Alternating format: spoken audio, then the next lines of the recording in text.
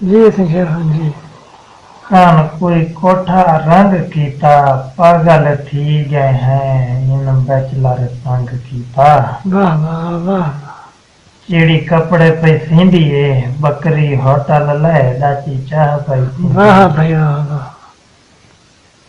उनके बाद सही चलो कां को लगा करंट, अच्छा चलो कां को लगा करंट। सारे उस्ताद सुने उसने मगर तैमूर सब लवली फ्रंट। वाह वाह वाह। एक यार मिले, आहा, मैं सलाम सटिए वो थप सट गए। मैं आखे यार मजाक न कर, हिक कावड़ दे विच वत सट गए।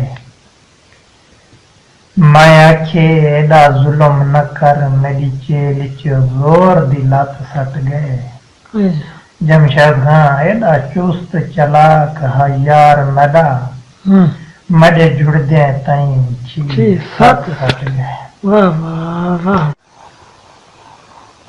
हाँ तड़ी नानी राह विच टकरी है, आह, तड़ी नानी राह विच टकरी है, उंदे बूट पुराने दिसदे हन। आई बूटे तू उंदी कंठ मैली, उंदे थोड़ कुमाने दिसदे हन।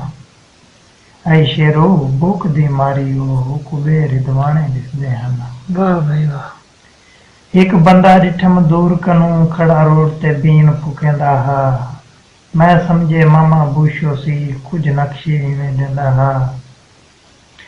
जदा शेरू टुर के नाल गया वदा यासर कन खड़केंदा हा। यासर मेरा क्लास फेल हुए। अच्छा,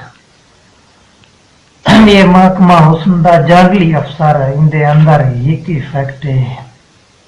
ये बाद विच घिंदे इंटरव्यू पहले कर बांदा सेलेक्ट है।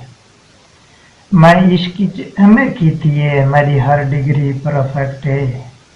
मुख मार के ना संभांदे सा, जे हुण कीता रिजेक्ट है। इस असमत दा शेर है, असां कोई तब्दीली लाई है उंदे विच।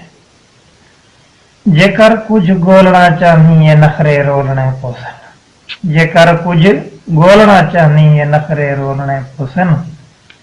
इता कूड़े तराजू हिन ते कुछ सच खोलने पोसन। इता कूड़े तराजू हिन ते कुछ सच खोलने पोसन। बिना कोशिश त शेरू कोई पूंगे गोल नहीं सकदा, जेकर मछलियां जरूरत हिन त टोए खोलने